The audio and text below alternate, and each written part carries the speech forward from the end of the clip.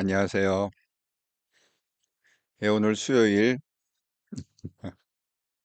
일주일의 딱 중간이네요. 네, 오늘 하루도 잘 지내셨습니까? 자, 먼저 시작하기 전에 인사부터 하고 시작하도록 하겠습니다. 예, 블루마운틴님, 안녕하세요. 예, 반갑습니다. 반갑습니다. 예. 자, 오늘은 제가 썸네일을 어떻게 썼느냐 하면 22대 총선 특집 민주편 13편, 벌써 이제 13편이에요. 이재명과 조국에 대해 우리가 몰랐던 이야기.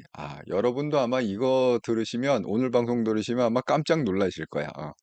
아니, 저도 이거 준비하면서, 굉장히 그 몰랐던 사실을 새롭게 알게 된 게 많습니다. 예.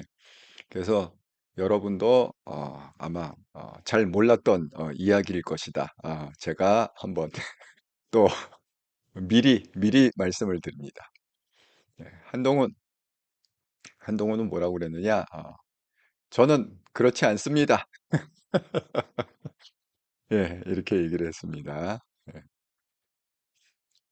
이게 거기 최근에 왜 한동훈 장관이 뭐 영등포도 다니고 양천구도 다니고 막 다니잖아요. 예, 그때 한 얘기입니다. 예. 자, 시작하기 전에 캠페인 이렇더라 캠페인 박근혜 대통령님 회고록 이 책이 100만 부가 팔릴 수 있도록 널리 알려주시기 바랍니다. 그래서 대한민국의 모든 국민들이 지난 10년간의 진실을 정확히 알고 잘못한 사람한테는 당연히 그에 상응하는 벌을 내려야 되고 잘한 사람한테는 그에 상응하는 상을 내려야 된다. 음. 자, 그러면 이제 오늘의 얘기 22대 총선 특집 민주편 13편 이재명과 조국에 대해서 우리가 몰랐던 이야기, 몰랐던 이야기가 많더라고요, 정말. 예. 한동훈, 저는 그렇지 않습니다. 예, 이 얘기를 한번 풀어보도록 하겠습니다. 음, 음,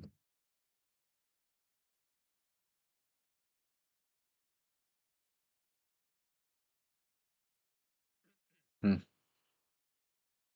역시 제가 한국에 와도 이렇게 쉴 수가 없어갖고 뭐 일이 많아요. 예, 쉴 수가 없어서 역시 목은 잘 낫지 않는다. 그래서 가능하면 방송을 갖다가 1시간 안으로 이렇게 하려고 하는데 얘기하다 보면 뭐 어제도 거의 뭐 2시간 가까운 방송을 하게 되고 어쨌든 뭐 시국이 시국이라서 그렇게 생각대로 잘 안 됩니다. 예. 자, 여러분 제가 말씀드린 이 이야기는 뭐냐면 우리가 그러면 이재명에 대해서 제가 그랬잖아요. 방송하면서 이재명의 젊은 시절이 우리한테 알려진 게 별로 없다. 그 얘기 많이 했잖아요. 그러니까 우리가 알고 있는 거는 그냥 뭐 안동인가 어디 뭐 거기 있다가 그러고 뭐 이사를 왔다. 그런데 뭐 중고등학교 시절은 뭐 소년공으로 지냈다. 그래서 뭐 검정고시를 패스해서 중앙대에 진학을 하고 거기서 사시를 받았고 뭐 변호사가 됐다. 그냥 그 어린 시절의 히스토리, 그러니까 어릴 때부터 청년 될 때까지 히스토리가 아는 건 그냥 그거잖아요, 그거. 예? 그다음에 이제 세상에 알려진 거는 뭐 그 사람이 거기 뭐 성남에서 변호사 하면서 무슨 뭐야 우리 뭐 그게 진짜인지 사실인지 모르지만 어쨌든 기사에 나온 걸 보면 뭐 조폭 연루설 뭐 이런 거 뭐 누구 뭐 무슨 조폭에 대한 뭐 변호를 하고 뭐 이런 것들 있잖아요. 그런 거 하면서 또 성남시장 2번 하면서 이제 그때부터 어느 정도 이렇게 된 다음부터 우리에게 알려지기 시작했단 말이에요. 그래서 우리가 사실은 그 많은 시절을 몰라. 왜냐하면 제가 항상 그랬잖아요. 그 사람 하려면 그 트렌드를 분석을 해야 되는데 그 인터넷이고 뭐고 이렇게 나와 있는 트렌드가 그 어릴 때부터 청년까지는 없어. 그래 그 트렌드가 뭐 거의 없어요. 예. 그리고 이제 그 이후에 그 성인 된 다음부터 뭐 성남 시절부터는 이제 우리가 좀 알지. 예. 예. 그렇게 돼 갖고 그걸 이제 몰랐는데 역시 그래서 전문가가 필요한 것 같아. 그 분야의 전문가. 어. 그 분야의 전문가. 제가 이렇게 모니터링하다 보니까 정말 이거는 여러분하고 꼭 한번 같이 나눠야겠다. 그래서 제가 일일이 그걸 다 받아쓰기를 해 갖고 파워포인트로 여러 장을 만들었습니다. 왜냐하면은 제가 이렇게 들어도 한 번 들어 갖고는 이해가 안 가더라고 이게. 이해가 잘 안 가. 그러니까 여러분도 뭐 제가 이렇게 한번 방송에서 얘기하는 거 갖고 그걸 기억할 수가 없잖아. 그러니까 뭐 가장 기억하는 그 방법은 뭐예요? 그냥 이렇게 글자로 남겨 놓으면 문자로 남겨 놓으면 궁금할 때 언제든지 이렇게 눈으로 보고 귀로 듣고 이렇게 확인을 할 수 있으니까 정확하게 정보 전달이 되는 거 아닙니까? 예, 그래서 제가 여러 장으로 쭉 만들었습니다. 그러니까 그거를 한번 보시면서 '아 이재명이 이런 사람이었구나.' 그리고 조국 우리가 그 조국 혁신당 만든 그 조국. 조국이 원래 이런 저도 조국에 대해서 정말 이렇게 새로운 시각을 보게 됐어. 이번에 이 방송을 주면서 '아 조국이 이런 사람이었구나. 우리가 참 조국을 너무 몰랐구나. 우리가 단순히 그냥 서울대 교수에다가 좀 이상한 사람 뭐 이 정도 알고 있었는데 그게 아니더라고.' 근본적으로 그게 아니야. 전문가가 이렇게 분석한 그 내용을 보면 그래서 오늘 방송이 아주 중요하니까 이렇게 귀를 쫑긋 세우시고 잘 한번 들어보시기 바랍니다. 이재명과 조국을 분석한 내용입니다, 오늘. 예. 예. 블루마운틴 님 안녕하세요. 애국도레 님 안녕하십니까. 자 그러면 이제 그 파워포인트로 이제 첫 페이지부터 한번 제가 시작을 해 보도록 하겠습니다. 여러분도 아마 아시면은 깜짝 놀랄 얘기들이 많습니다. 자 제가 이거를 갖다가 그 운동권의 그래도 권위자, 운동권의 대부 그러면 민경우 씨죠. 예, 지금은 시민단체 길 대표로 있습니다. 또 이 민경우 씨가 왜 유명하죠? 한동훈 차기가 비대위원으로 민경우를 픽업했다. 이 픽업할 때는 다 이유가 있을 거 아니에요. 그만큼 그 민경우가 굉장히 그 비중 있는 인물이다. 한동훈도 인정해 주는 그런 인물이다. 자, 하나하나씩 주제에 따라서 해 보도록 하겠습니다. 이 지금 제가 이 받아쓰기 이거 그냥 그 민경우 씨가 설명한 걸 받아쓰기 한 건데 이거는 조금 종합을 한 거예요. 최근에 민경우 씨가 뭐 TV조선이나 또 이런 뭐 다른 유튜버들에 나와서 그 이재명과 조국에 대해서 한 얘기가 있습니다. 예. 그래서 그 얘기를 갖다가 제가 그 몇 가지 그를 보면서 종합을 한번 해본 겁니다. 예. 자 그러면 일단은 이제 제가 한번 시작해 보겠습니다. "베일에 가려진 이재명이다." 이재명이 운동권물을 꽤 너무 많이 먹은 것 같다. 예. 이게 이제 새로운 사실들이 이제 밝혀지기 시작한 거예요. "이재명 그러면 우리가 운동권하고는 좀 상관없지 않냐.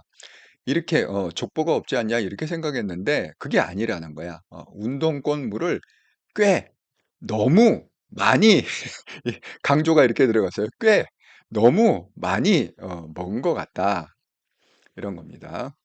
제가 한번 읽어 볼게요. 특이한 점은 2017 년에 대선 직전에 냈던 회고록을 보면 민주당 이영진 의원하고 회고하는 장면이 있는데 그때 혁명의 대업을 위해 대학교 1학년생들이 맹세를 했다랄지 이런 얘기를 그냥 써 놓고 있어요. 그러니까 운동권 경력은 없지만 요런 어떤 고비고비마다 운동권적 색채나 어떤 경험들이 많이 인생 전반에 들어가 있다고 저는 생각합니다. 그 일단이 나게 우리 북한이랄지 그 이재명이 쓴 말이죠. 우리 북한이랄지 선대들이랄지 이런 표현을 쓰는데 그거는 주사파나 운동권에서도 잘 안 쓰는 표현입니다.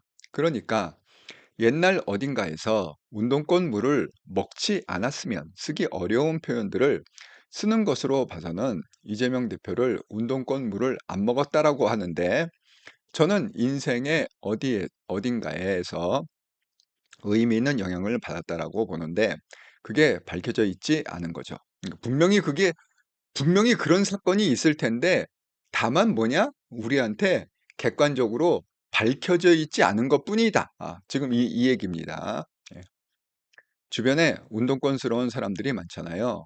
정진상이랄지 김용이랄지 이런 측근들이 있고 2010년에도 경기동부연합이랑 선거연합을 할 때도 사실은 경기동부연합은 그 당시에도 잘 알려져 있던 조직이거든요. 문제가 있는 조직이다라는 것이 알려져 있는데 그런 걸 아랑곳하지 않고 이렇게 하는 걸 알지. 그러니까 연대를 했다.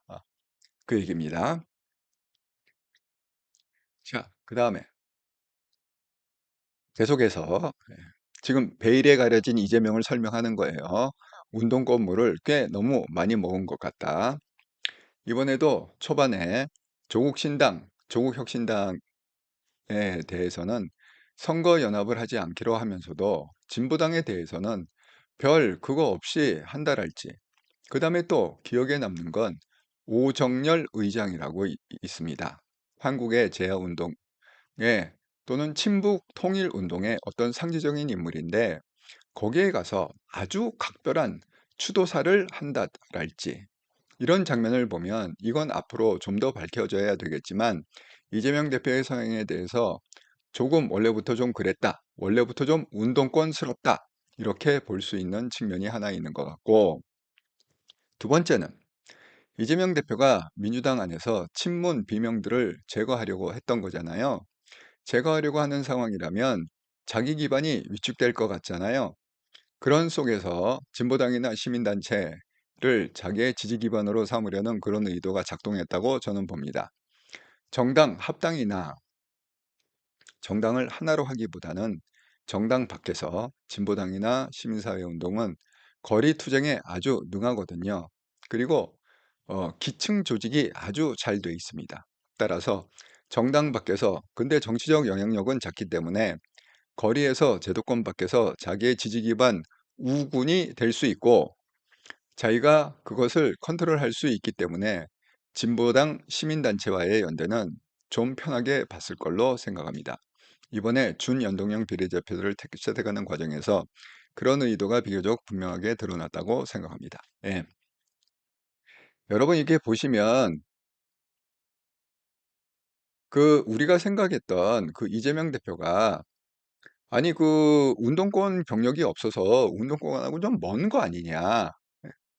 그렇게 생각을 많이 했단 말이에요, 우리가. 여러분도 그렇고 저도 그렇고. 음. 아이고, 예, 오두막님, 안녕하세요.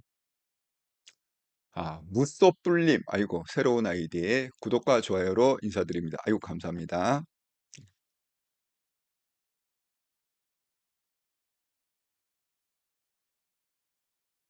음, 음, 예. 이렇게 뭐 채창을 통해서 여러분의 의견들을 나눠주시면, 예, 제가 또 같이 읽고 또 나누겠습니다. 그런데 이게 그 중요한 사실이 뭐냐. 이, 좌파 운동권의 대부라고 부르는 그 민경우, 어, 이 민경우 씨가 분석한, 이재명을 분석한 내용에 보면 우리가 생각하는 거하고는 완전히 반대다. 아, 우리가 그게 밝혀지지 않고 기록이 없을 뿐이지, 우리가 인터넷에서 찾을 수 없을 뿐이지, 그 이재명은 어떤 사람이다. 그 행태로 봐서는 예를 들어서 뭐 뭐 우리 북한 뭐 그런 거 있잖아요. 그다음에 우리의 선대들 우리 선대들이라고 안 그래. 우리는 뭐라고 그래? 되게 뭐 조상들이라고 하든지. 응? 근데 우리의 선대들 앞에 선대들 완전 북한 용어지. 그러니까 뭐 우리 북한 뭐 이런 얘기는 주사파들도 잘 안 쓰는 단어란. 그러니까 훨씬 강력한 어떤 교육을 받지 않으면 이런 말을 갖다가 쓸 수가 이 뒤에도 좀 나옵니다. 이 얘기가 아주 이게 아주 그 강력한 훈련, 강력한 교육, 어떤 그 탑 클래스의 어떤 그런 레벨이 아니면 음, 주사파라고 해서 이런 말을 쓰는 게 아니라 주사파 중에서도 아주 골수, 아주 하이 클래스, 아주 그 뭐 고조 할아버지 레벨 이런 사람들이 쓰는 단어인데 그 단어를 그냥 서스럼 없이 쓰더라. 아, 이런 겁니다. 그리고 이게 연대하는 거 보면은 연대를 갖다가 딴 데하고는 연대를 안 하고 뭐 조국당하고도 뭐 별 그냥 시큰둥하면서 유독 그 통진당 계열의 진보당, 그다음에 경기동부연합, 뭐 그런 어떤 그 주사파들 있잖아요. 그 체제 전복 세력들, 그런 세력들하고는 아주 자연스럽게 뭐 비례대표도 띄워주고 뭐도 띄워주고 이러면서 아주 자연스럽게 이렇게 손을 잡고 연대를 하더라. 어, 거기서 그 뭐냐? 결국은 이재명의 진실은 뭐냐? 운동권물을 굉장히 굉장히 굉장히 많이 먹은 그런 사람이 이재명이다. 이렇게 지금 얘기하고 있는 겁니다. 그러니까 그 여러분, 우리가 정말 이재명과 조국 다시 보기를 해야 돼. 제가 이걸 준비하면서 정말 야, 이거였네. 그러니까 이제 해석이 돼. 해석이 돼. 이재명과 조국이 왜 그런 말을 하고 그런 행동을 했는지 해석이 돼. 그러니까 오늘 이 방송을 보시면 여러분도 아마 그 해석이 될 겁니다. 자, 그다음에 이제 이재명에 대해서 민경우도 놀란 사실이 있다는 거야. 음, 그 놀란 사실이 뭐냐 하면 이겁니다.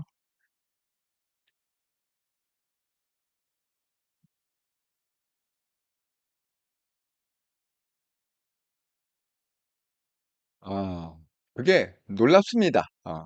맨 먼저 이제 시작을 그렇게 하는 거야. 그게 놀랍습니다. 이렇게 시작을 하면서 자, 뭐가 놀라운 사실이냐 하면 운동권은 보통 NLPD 이렇게 부르고 그 다음에 주사파에서도 주사파, 비주사파 이렇게 가르거든요. 우리 북한 선대들 이런 표현은 주사파에서도 비교적 중고위급이 쓰는 단어예요. 주사파라 하더라도 일반 학생들은 잘 모르는 단어거든요.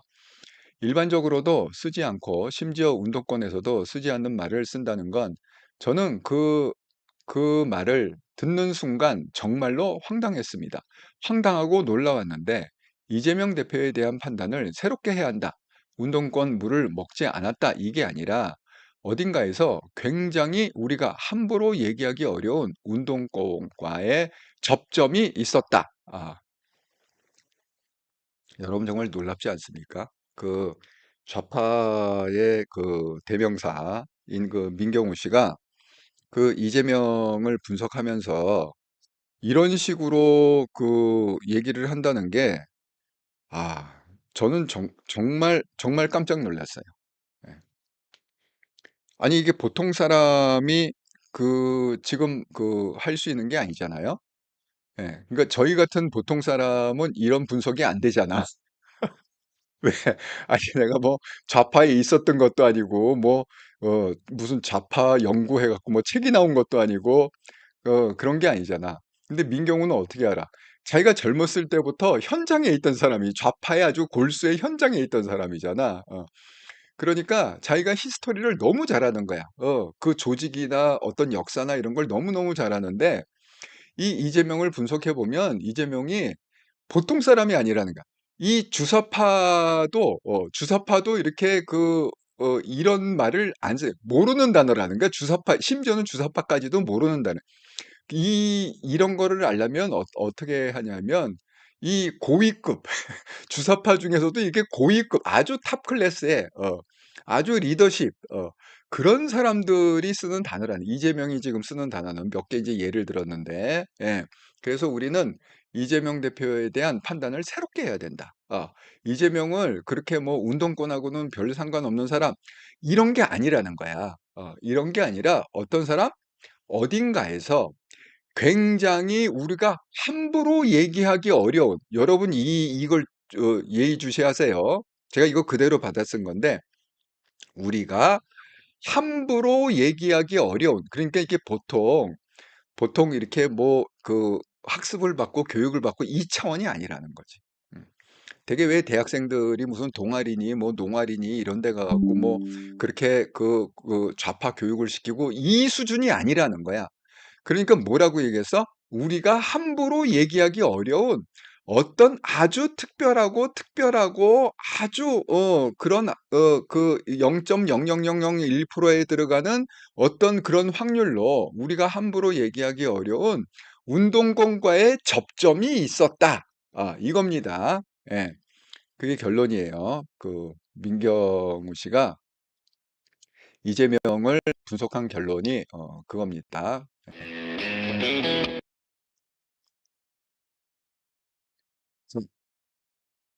그다음에 계속해서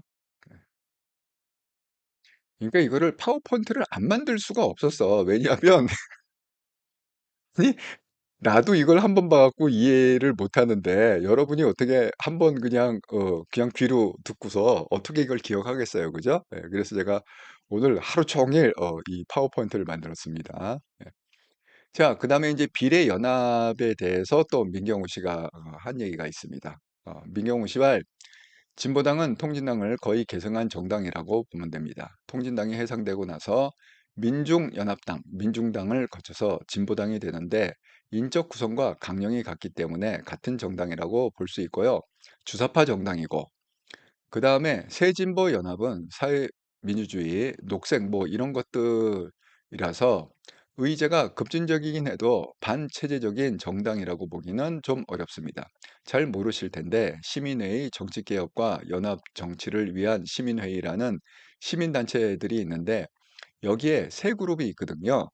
한국 진보연대 시민단체 연대회의 비상시국 회의가 있는데 한국진보연대와 비상시국회의가 친북이거나 반체제적입니다. 제가 2007년에 진보연대가 만들어질 때 정책위원회 부위원장이었거든요. 이게 자기 커리어가 나오는 거예요. 그래서 그게 주사파라는 걸 잘 안다 이거지. 자기가 정책위원회 부위원장. 그러니까 이런 사람이 이런 얘기를 해줘야 이게 진짜 얘기인 거야. 예. 거의 주사파 조직입니다. 비상시국회의는 70년, 80년대에 운동을 했던 분들이 다시 만든 조직인데 여기도 거의 주사파에 가깝거나 친북 조직이고 세 번째, 시민단체 연대회의는 참여연대, 환경운동연합 이런 단체를 생각하면 되는데 최근에 시민단체는 중립성, 공정성보다는 정치성을 강하게 드러내기 때문에 여기도 아주 중립적이라고 보기는 어렵죠. 와, 여러분 여기 혹시 나오는 그 단체 그 이름 중에 여러분이 이미 알고 있던 단체가 몇 개나 있나요? 진짜니 이 민경우 씨가 아니 원고도 없어. 이렇게 얘기하는 거 뭐 원고도 없고 그냥 머릿속에서 나온 정말 내가 한동훈 차기가 왜 민경우를 비대위원으로 픽업했는지 제가 그 이후로 민경우 씨가 그 얘기하는 그 방송이 있잖아요. 그런 걸 갖다 예의주시해서 이렇게 잘 보거든요. 네. 그 이유를 알겠어. 민경우 정말 똑똑한 사람이야. 예. 말도 아주 논리적으로 조리 있게 이렇게 하면서 또 말에 실수가 별로 없어. 민경우. 조곤조곤조곤 이렇게 얘기하는데 말에 실수도 별로 없습니다. 자, 민경우 씨가 지금 그 설명한 게 그거잖아요. 자, 진보당이 있고, 진보당은, 민주연합당, 민중당을 거쳐서 진보당이 된 거다. 그러니까 통진당 해산되고, 민중연합당, 민주당, 진보당. 이게 한 흐름이고, 주사파고. 그 다음에 새진보연합, 이라는 게 있고, 그 다음에, 시민회의, 정치개혁과 연합정치를 위한 시민회의. 이게 공식 네임, 이름인 모양이에요. 정치개혁과 연합정치를 위한 시민회의. 라는 시민단체가 있는데 그 시민단체 안에 또 세 그룹이 있대. 세 그룹이 뭐냐? 한국 진보연대, 시민단체 연대회의, 비상시국회의. 그런데 하나는 좀 급진적이긴 하지만 그 뭐 친북 세력이다 이렇게 볼 수는 없고 한국 진보연대와 비상시국연대가 친북과 반 체제 우리 뒤집으려는 거 그 주사파다. 야, 정말 정말 이 대단한 제가 이거를 갖다가 이 파워포인트를 안 만들 수가 없었습니다. 예. 자, 그다음에 이제 또 계속해서 자, 비례연합에 대해서는 이렇게 그러니까 쉽게 얘기하면 우리가 얘기하는 그 비례연합 있잖아요. 비례연합의 대부분이 뭐라고요? 주사파 조직이다. 그냥 이렇게 기억하시면 됩니다. 예. 여러 그게 있지만 어쨌든 주사파 조직이다. 자, 그다음에 이제 주사파들의 이제 국회 진출에 대해서 얘기했습니다. 지금 두 명이 비례로 당첨이 됐다가 낙마했잖아요. 1번 전지에 제가 어제 얘기했죠. 근데 3번 정영희도 자진 사퇴를 했더라고요. 오늘 기사에 보니까. 그래서 1번 전지에 3번 정영희가 후보가 자진 사퇴 그런 것 같은데 이분들 다 주사파로 추정됩니다. 다 주사파예요. 쉽게 해서 주사파라는 게 뭐죠? 대한민국 전복 세력. 예, 이렇게 기억하시면 됩니다.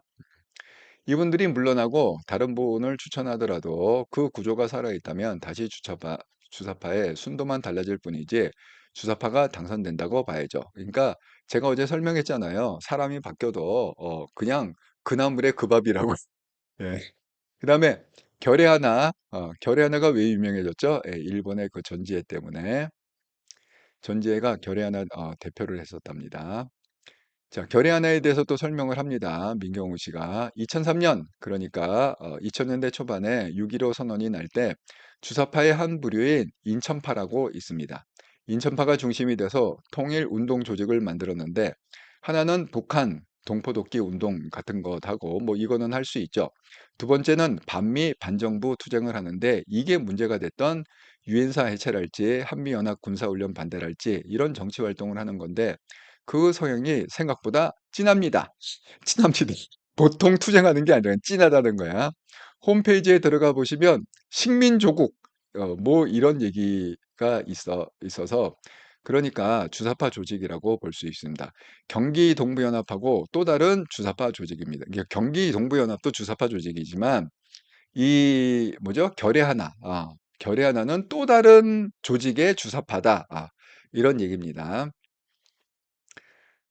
그래서 제가 여러분 한번 들어가 보셨어요? 그 결의 하나 한번 들어가 보셨어요? 아니 저기 그 뭐야 그 들어가 보라니까 나는 들어가 봤어.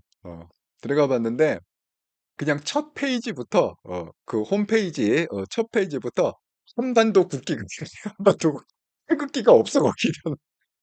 결의 하나에는 태극기가 없고 한반도기가 있어요. 이렇게 한반도기. 아주 난리도 아닙니다. 거기 보면 뭐 온갖 투쟁하자 어쩌자 저쩌자 좌우간 그 선정적인 그런 선동 문구 있잖아요. 아니 근데 왜 그런 거를 갖다가 아니 대한민국이 암만 자유민주주의지만 왜 주사파들을 놔두죠? 우리가 뻔히 다 아는데. 어, 그러니까 어쨌든 이번에 압승을 해갖고 이 법률을 다 뜯어 고쳐야 돼. 헌법 개정하고 법률을 뜯어 고쳐 갖고 그 주사파들을 갖다가 법의 심판을 받을 수 있도록. 아니 우리가 뻔히 그 국가 반정부 체제고 그 전복 세력인지 알면서 왜 그걸 놔두냐고. 그리고 더군다나 또 그 시민단체 그 뭐야 문재인 정부나 그 박원순이나 이런 애들이 그런 각종 시민단체에다가 우리 세금으로다가 다 걷어갖고 걔네들한테 다 지원금을 줬다는 거잖아. 참 어이가 없습니다. 예.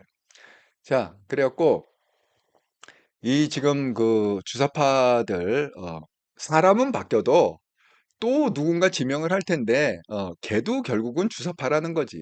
예, 그러니까 주사파가 국회에 들어오는 거는 확실하다. 그걸 막을 수는 없다. 그건 누가 만들었느냐? 이재명이 주사파하고 손을 잡았기 때문에 그거는 그 연동제를 통해서 이재명이 주사파하고 손을 잡았다는 거예요. 그러니까 그걸 이제 막을 수가 없다. 이렇게 됩니다. 그러니까 지금 그 민경호 씨가 계산하기에는 한 6명 정도, 뒤에 제가 설명하는데, 최소한 6명은 결국은 주사파가 국회로 들어올 거다. 이렇게. 더 들어올 수도 있지만, 최소한 6명. 예. 그리고 이 결의 하나는 왜 이게 유명해졌죠? 그 1번 그 전지혜가 자기 경력을 하나 숨긴 게 있는데, 그 경력 숨긴 게 뭐냐면 결의 하나의 대표를 했었어. 음. 결의 하나가 뭐라고요? 반미, 그다음에 한미 군사 합동훈련 반대, 이런 어떤 그 반정부적인 운동을 하는 그런 데입니다. 우리 체제를 갖다 부정하고 뒤집으려는 그런 겁니다. 그런데 그게 밝혀진 거죠. 그러니까 면접을 볼 때는 그 비례 어플라이 할 때는 그걸 숨겼대. 결의 하나에 자기가 대표를 했다는 거를 숨겼었는데 그게 밝혀진 세상에 비밀이 어디 있어. 밝혀지면서 졸지에 이 결의 하나가 아주 유명해졌습니다. 음. 근데 정말 그 홈페이지 보면은 가관도 아니에요. 완전 뭐 그 홈페이지가 나는 그 북한 홈페이지 보는 줄 알았어.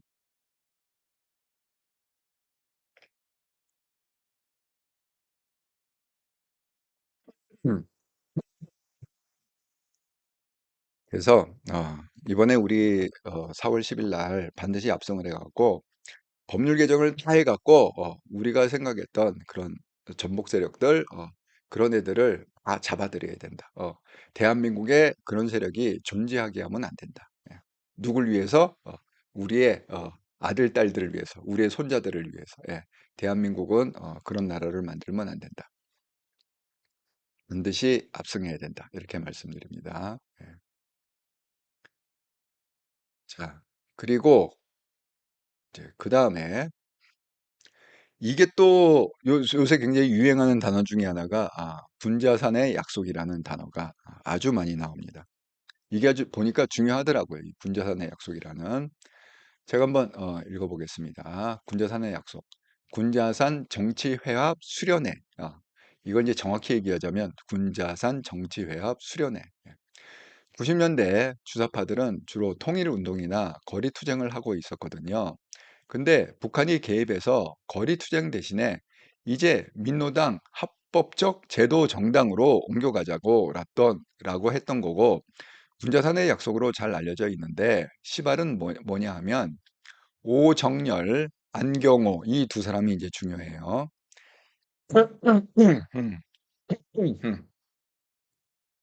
참, 그 보통 사람들이 어떻게 이런 사람들을 알겠어? 오정열, 안경호를 어떻게 알겠어, 도대체?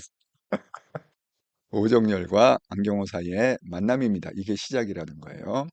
오정열은 남한의 전국연합의장, 전국연합의장으로 남한의 책임자였고, 안경호는 북한의, 그러니까 오정호는 남한 사람이고, 안경호는 북한에 사는 북한 사람입니다. 예.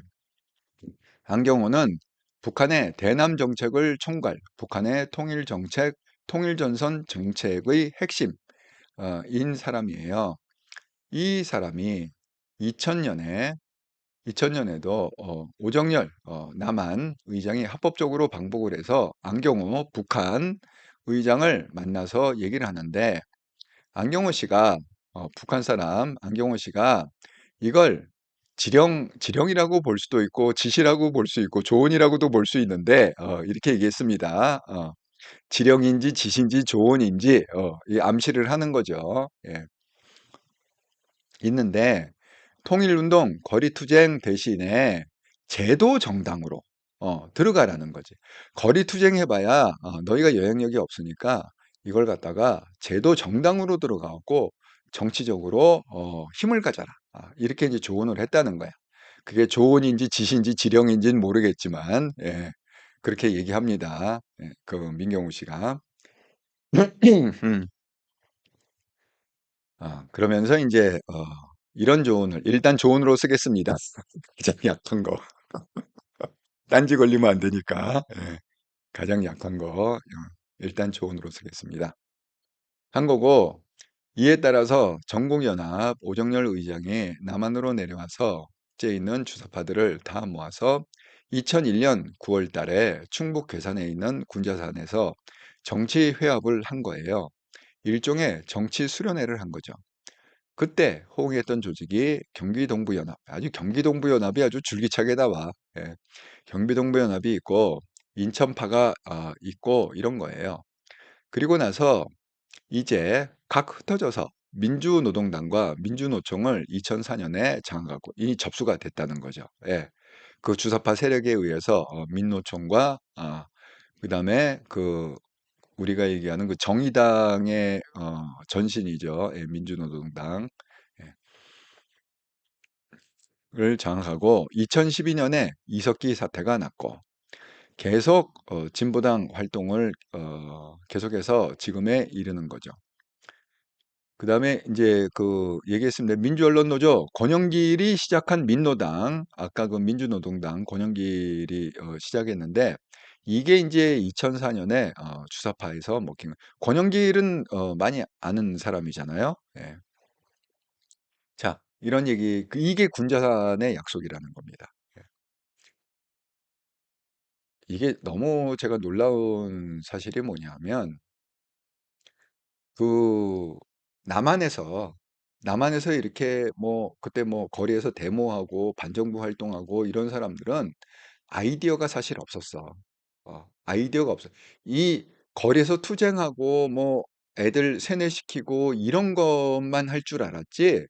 이거를 갖다가 우리가 공식적으로 배지를 달고 이 정계에 진출해서 더 이 정부를 갖다가 흔들어야 된다라는 이 생각을 미처 못하고 있을 때, 못하고 있을 때, 그 남한의 대표인 그 오정열이 북한을 방문했을 때 안경호라는, 안경호라는 북한의 통일 정책, 통일 전선, 대남 총괄, 어, 그러니까 굉장히 지위가 공산당, 북한의 그 공산당 중에서도 굉장히 지위가 높은 거죠. 대남 총괄을 하는. 예. 그런 사람을 만나갖고, 그때 그 사람이 뭐라고 그랬느냐. 그 안경호가, 북한의 안경호, 대남 이걸 총괄하는, 정책을 통괄하는 안경호가 남한에서 온 그 오정열한테, 야, 거리에서 암만 그렇게 돌 던지고 뭐 이렇게 해봐야 그렇게 해봐야 큰 영향력이 없다. 그러니까 어떻게 해야 되냐? 이제부터는 정계로 진출해라. 그래서 너희가 정당을 만들고 국회의원 배지를 달고 아주 요직으로 딱 들어가 갖고 그렇게 해갖고 뭐 기밀을 빼내고 뭐를 빼내고 그렇게 해야 그게 나라를 남한을 갖다가 무너뜨리는 효과적인 방법이다. 이렇게 그게 지령을 준 건지 지시를 한 건지 조언을 준 건지 어쨌든 세 개 중에 하나 지령이냐 지시냐 조언이냐 어쨌든 세 개 중에 하나 어쨌든 중요한 건 뭐야? 그렇게 북한의 대남 총괄 정책이 남한의 대표한테 그 운동권의 주사파의 대표한테 그렇게 말을 했다는 거야. 이게 중요한 거야. 그랬더니 그 말을 듣고 이 사람이 남한으로 다시 와서 전국에 있는 주사파들을 다 모았다는 거야. 어디로? 군자산으로. 충북 괴산에 있는 군자산으로 모아갖고 우리 마치 뭐 교회 수련회 하듯이 몇 박 며칠 했겠지. 수련회, 정치 수련회를 했다는 거야. 그 군자산에서. 그러면서 야, 내가 북한을 갔는데 북한에서 대남을 총괄하는 그 안경호 굉장히 직책 높은 공산당의 핵심 중에 핵심이 나한테 뭐라고 그랬느냐? 너희들 맨날 짱돌 던지고 화염병 던지고 이렇게 해갖고는 답이 안 나오니까 그래갖고는 대한민국 정부를 못 무너뜨리니까 그러면 이게 반정부로 했고 이 대한민국 정부를 가서 무너뜨리려면 반정부라는 게 결국 뭐야? 정부를 반대해서 정부를 무너뜨리겠다는 거잖아. 자, 그러면 어떻게 하는 게 더 효과적이냐? 하고 뭐 이게 조언인지 지시인지 지령인지 모르겠지만 어쨌든 그런 거를 갖다가 줬는데 내용은 뭐냐? 이제는 우리가 정계 들어가서 국회의원 배지 달고 각종 정보 국회의원들은 정보 요구권이 있다고 그래서 열람권도 있고 그러니까 그게 국방부가 됐건 법원이 됐건 국정원이 됐건 다 정보를 빼다가 그 정보를 보면 우리가 효과적으로 더 대한민국 정부를 무너뜨릴 수 있다. 아, 이렇게 해갖고 몇 박 며칠 수련회를 했다는 거야. 그 군자산에서 괴산 군자산에서 그래갖고 거기서 경비동부연합도 참석하고 아까 얘기했던 그 인천파 뭐죠? 뭐 결의 하나를 만든 그 인천파 그런 어쨌든 핵심 조직들의 인원들이 다 모여갖고 맞아 맞아 북한의 그 수령동지 말이 맞네. 그게 더 효과적이고 그게 더 대한민국을 무너뜨리는데 확실한 방법이네 해서 쫙 흩어져 갖고 수련회 끝난 다음에 쫙 흩어져 갖고 각자 역할을 했는데 그 역할이 가시적으로 나타난 게 대표적인 게 뭐냐? 그 권영길이 만들었던 민주노동당을 갖다가 이 주사파에서 접수를 했다는 거지. 민주노동당에 들어가 갖고 그걸 갖다가 작업을 해서 결국은 주사파가 장악 뭐 당대표도 되고 다 요직을 차지하게 되고 그다음에 민주노총에도 들어가 갖고 왜 전국 조직이니까 민주노총이 전국 조직이니까 거기 들어가 갖고 뭐 따다다닥 해갖고 뭐 지역위원장, 모위원장, 그다음에 뭐 전체위원장, 노조위원장 해갖고 지금 현재도 오늘 이 시점에도 지금 민주노총의 위원장이 경기동부연합회 주사파가 위원장을 하고 있습니다. 예. 그런 얘기예요. 그래서 이게 군자산의 약속, 군자산 정치외압 수련회라는 게 이 주사파들의 투쟁에 완전 전환기가 됐다. 어, 적극적으로 정부 요소나 이런데 그게 뭐 법원이 됐건 뭐 국회의원이 됐건 공무원이 됐건 경찰이 됐건 이런 데로 적극적으로 뛰어드는 계기가 된 게 언제냐? 바로 2001년. 2001년에 그러니까 2001년이면 벌써 23년이 됐다는 거잖아. 23년 동안 한국 사회에 그 공무원이건 정계건 판사건 검사건 자관 요소에 다 이런 주사파들이 지금 뿌리를 내리고 뿌리박고 있다는 겁니다. 예, 뿌리박고 있다는 거예요. 그러니까 한국에서 간첩을 잡기 시작하면 이게 지금 요즘 시대에 간첩이 어디 있습니까? 이런 사람들은 이 배지 달면 안 돼. 그런 사람들은 그냥 농사져야 돼. 농사져야 돼. 농사져야 돼. 한동훈처럼 법을 대자마자 압승을 하게 해달라. 압승을 하면 바로 첫 번째 법률안으로 뭐냐? 국정원에 다시 간첩 수사권을 줘갖고 간첩을 갖다가 싹 잡아내겠다. 아니 간첩이 지금 23년 동안 이렇게 암약을 하고 있으면 이게 뭐야 북한에서 직접 파견한 간첩 말고 자생적인 간첩 남한에서 자생적으로 나는 이 주사파 이 간첩들을 잡아내기만 해도 이건 뭐 몇만 명 수십만 명 되지 않을까요? 23년 동안 이게 막 뻗어나간 거 보면은 그러지 않을까? 아니 걔도 그랬잖아. 그 누구야 정진석의 그 뭐지? 그 노무현 뭐 명예훼손으로 해갖고 실형을 때려버린 그 판사 있잖아. 걔도 뭐라고 그랬어? 당시가 통진당의 통진당의 전신 중에서 가장 어린 당원. 그런데 자기가 지령을 받았는데 이 내 얘기가 아니야. 지가 직접 쓴 얘기야. 지가 올린 얘기야. 한겨레인가 어디에다가 올린 얘기야, 직접. 그 뭐라고 그랬어? 그 판사가 자기가 지령을 받아서 무슨 지령을 받았어? 이런 그 사법기관에 들어가고 이걸 뒤집어야 되니까 그러니까 네가 땡땡 대학에 들어가서 지금 예비 사법인 그러니까 고시 공부하는 애들이지 그런 애들을 갖다가 완전히 지금 이렇게 바꾸고 있다. 그 세뇌를 시키고 있다. 그런 걸 갖다가 본인이 직접 썼다고 그랬잖아. 그리고 본인은 어떻게 됐어? 아직도 판사를 해요. 서울중앙지법의 형사 단독 판사야. 아직도 안 잘리고 그런 애들이 아직도 안 잘리. 근데 왜 안 잘리겠어? 그 카르텔이 있다는 거지. 그 주사파 간첩 조직이 있다는 거지. 법원 안에도. 그러니까 서로 보호해 주는 거 아니야? 이렇게 보호해 주는 거 아니야? 응? 지금 그 근거가 뭐냐? 이 민경우 씨가 오늘 설명해 준 이 군자산의 약속, 군자산 정치회합 수련회, 이걸 근거로 해갖고 그게 쭉 퍼져나갔다. 그런 겁니다. 예. 그러니까 이제 그런 판사들이 전 정말 이해가 안 가요. 어떻게 뻔히 그런 거가 다 신문에 나고 일반적으로 알려졌는데도 왜 안 잘리지? 그안 잘리는 이유가 여러분은 이해가 되세요? 저는 이해가 안 가요. 예. 아니 그렇게까지 쓰고 그 재판도 정말 말도 안 되는 재판에서 뭐 정진석을 갖다가 실형을 때려버리고 실형이면은 그 배지 날라가는 실형이잖아 그게. 어? 뭐 그런 식으로 하는데 그것도 형사 단독 판사야. 어? 지금 나이가 39인가? 그 정도 됐을 거예요. 39 정도. 예. 아니 그런 애들이 지난 그 20 년 30년 동안 이렇게 암약을 해 갖고 각 교지에 이렇게 있는데 그걸 뻔히 눈을 뜨고 보면서도 왜 그걸 갖다가 못 잡아내는지 모르겠어. 어? 그러니까 어쨌든 간에 우리가 이번에는 어쨌든 뭐 그 무슨 짓을 해더라도 압승을 해야 돼 우리가. 압승을 해 갖고 완전히 그 좌파같이 그 이런 그 뭐야 그 친북 세력, 종북 세력이 만든 그런 법률을 갖다가 다 폐기하고 다 그걸 갖다가 그 우파 가치의 법률로 그렇게 다시 다 바꿔 갖고 그런 애들을 싹 색출을 해내야 된다.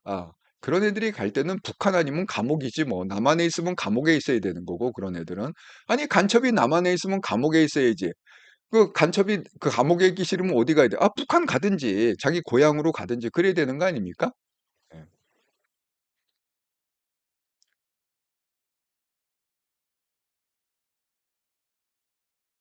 자, 그다음에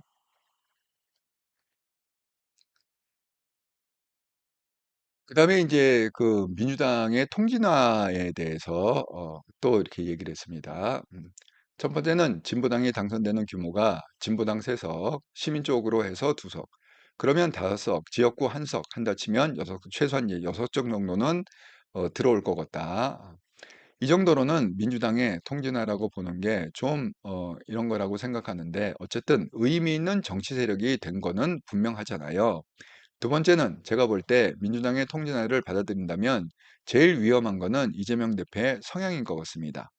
이재명 대표의 성향이 너무너무 위험하다는 거야. 아까 말씀드린 것처럼 너무도 친북 세력에 우호적인 태도를 갖고 있기 때문에 누가? 이재명이 친북 세력에 아주 우호적이라는 거야. 이번에도 진보당이 저렇게 될 수 있던 거는 이재명 대표의 성향이 아니면 그렇게 하기 어렵잖아요. 세 번째는 민주당 안에 연성 주사파로 저는 분류하는데 586 주사파 운동권이 상당히 많습니다. 이인영, 우상호는 그렇겠지만 임종석 이런 사람들이 쭉 있거든요. 이 사람들은 어쨌든 총선을 거치면서 정치적으로 좀 약화되는 조짐이에요. 그래서 이재명 대표의 성향 그리고 586 정치인들은 좀 약화가 되고 진보당 정치인들은 한 다섯 여섯 정 정도를 가지면서 국회에서 의미 있는 정치 세력이 되는 요 상황이거든요. 이 상황을 민주당의 통진화라고 부를 수 있다? 저는 좀 그 초입 단계라고 생각합니다.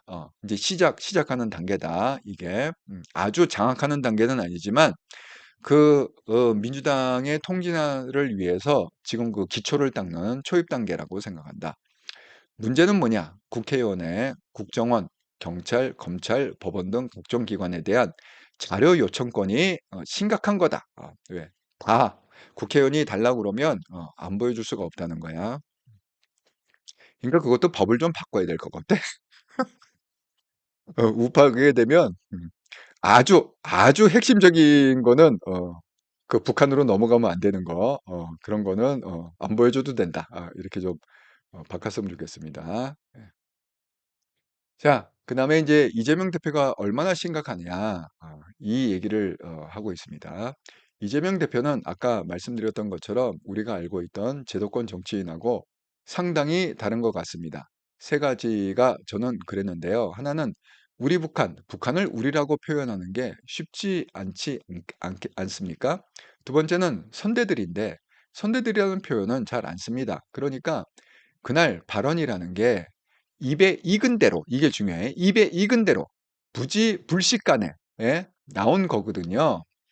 그다음에 브루밍 커밍스의 수정주의 관점에서 38선에서 크고 작은 충돌이 있었고 이것이 대규모 전쟁으로 이어졌다는 게 90 년대 초반에 브루스 커밍스의 수정주의인데 그게 이제 90 년대 초반에 소련 소련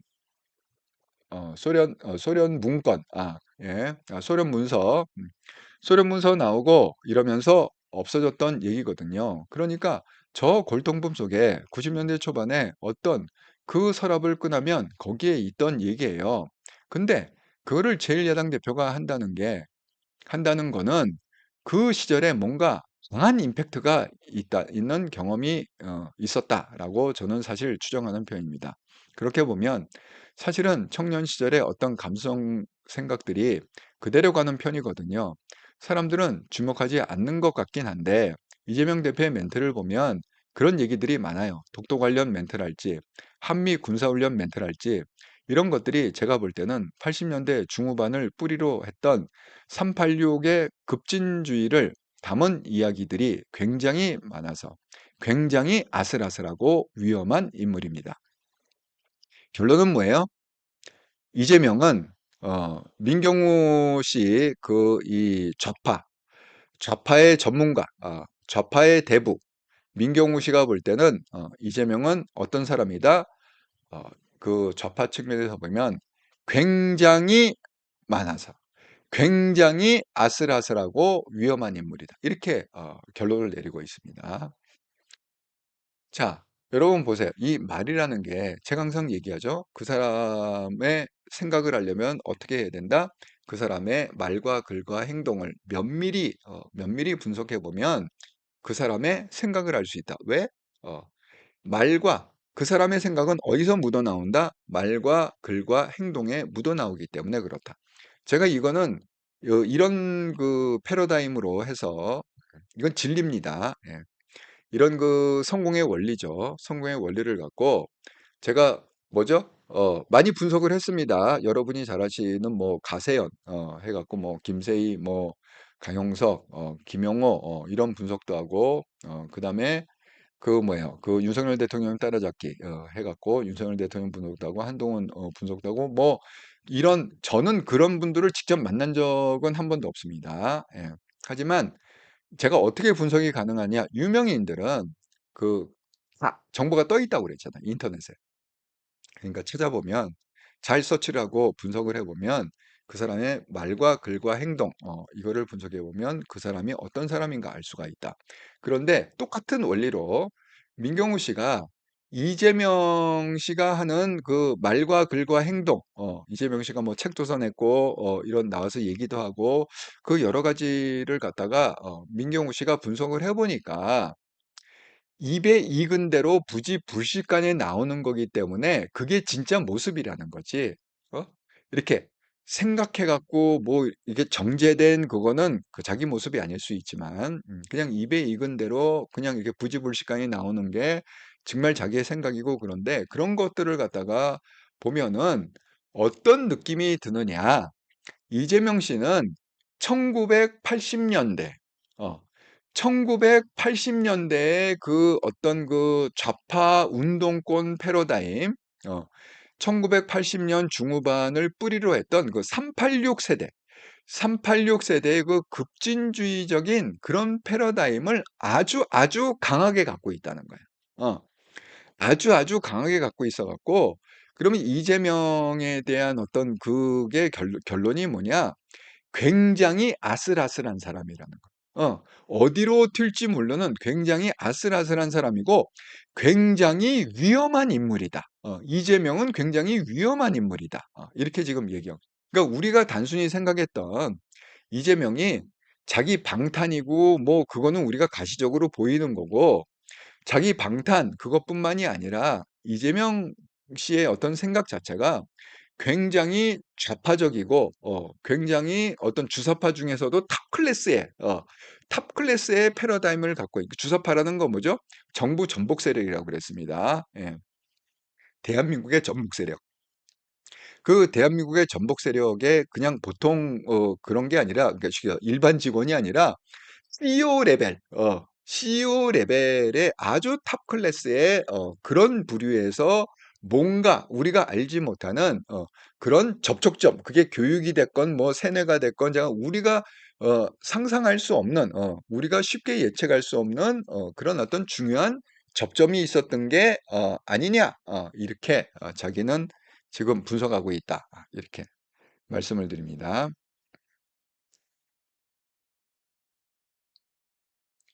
그러니까 우리가 잘 모를 때는 이게 전문가의 도움이 필요해요. 민경호 씨 같은 그런 그 좌파에 대한 전문가. 제가 이 조국을 분석한 거 보고도 정말 깜짝 놀랐습니다. 자, 민경호 씨가 조국에 대해서 어떻게 얘기했느냐. 반체제 지식인, 그러니까 무슨 제도권 정당의 지식인이라기보다 반체제처럼 보입니다. 최근에 한동훈 특검법 얘기를 한다랄지 검찰 독재 조기 종식이랄지 윤석열 정권을 검찰 독재라고 하는 것도 과도한 워딩인데 그것을 조기 종식한다는 거는 3년 2개월의 남은 임기를 그냥 보고 있지 않겠다. 그러니까 뭐 박근혜처럼 탄핵을 하든지 어쨌든 3년 2개월 다 풀로 채우지 못하게 하겠다. 이런 뜻인 것 같은데 그렇게 되면 총선 이후에 상당히 극단적인 행동을 할 것으로 보입니다. 실제로.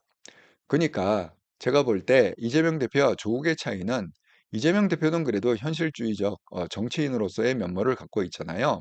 완급 조절을 하고 이러는데 여기 조국은 이재명 대표의 지지층에서 극단주의, 급진주의를 따로, 그러니까 개딸들, 극단주의, 개딸 전체주의, 요런 애들만 따로 빼서, 바로 떼어다가 우리는 그것을 통해서 민주당과 차별화하겠다. 이런 정당이기 때문에 총선 이후에 그런 것들을 실제로 할 가능성이 높은 것 같아요.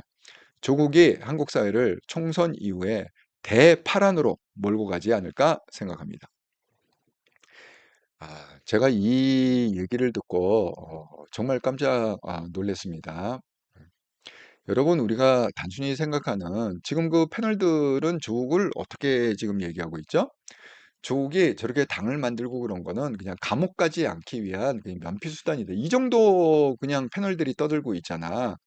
그런데 그 차원이 아니라는 거야. 그 민경우 씨가 조국을 분석을 해보면 그 차원이 아니라 조국은 뭐냐? 완전히 반체제 지식인. 그러니까 이 대한민국의 체제를 이렇게 그 무너뜨리려는, 전복시키려는 그런 반체제 지식인이고 그 조국이 쓰고 있는 단어, 뭐 한동훈 특검법, 뭐 검찰 독재 조기 종식 이런 단어들, 그 대표적인 단어들을 갖다가 분석을 해보면 결국은 어떤 의도냐? 윤석열 정부를 마치 박근혜처럼 탄핵을 시키던 중간에 어쨌든 뽀개던 임기를 다 채우지 못하게 만들겠다라는 그런 뜻인데 그러면 지금 그 조국신당, 그 조역당이라는 조역당의 구성원이 어떻게 돼 있느냐?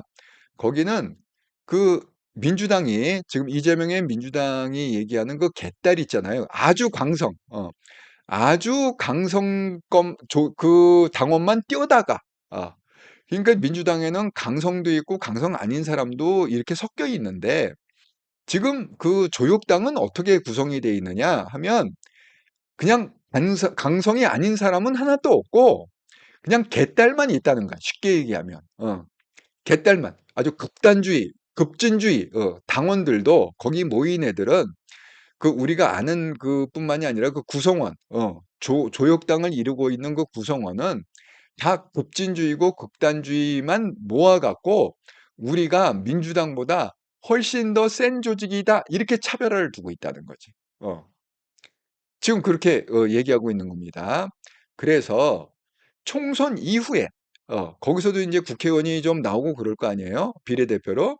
그러면 총선 이후에 이 조국이 한국 사회를 갖다가 완전히 대파란으로 완전히 막장이고 완전히 혼란스럽고 완전히 파괴하는 대파란으로 몰고 가지 않을까 걱정이 된다. 이렇게 얘기하고 있습니다. 정말 어마무시한 얘기죠.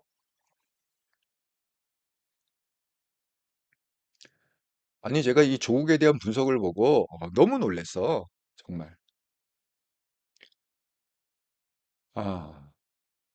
무소님 결의 하나에 가봤는데 북한인 줄 알고 제가 저도 그랬다니까요. 결의 하나 아니 처음부터 태극기가 없어. 그냥 한반도기야. 첫 화면이 한반도기야. 한반도기 이렇게 있고 거기 쭉 페이지를 이렇게 넘겨보니까 이거 완전히 이거는 북한 홈페이지예요. 이게 남한 홈페이지가 아니야. 북한 노동당 홈페이지야 이거는.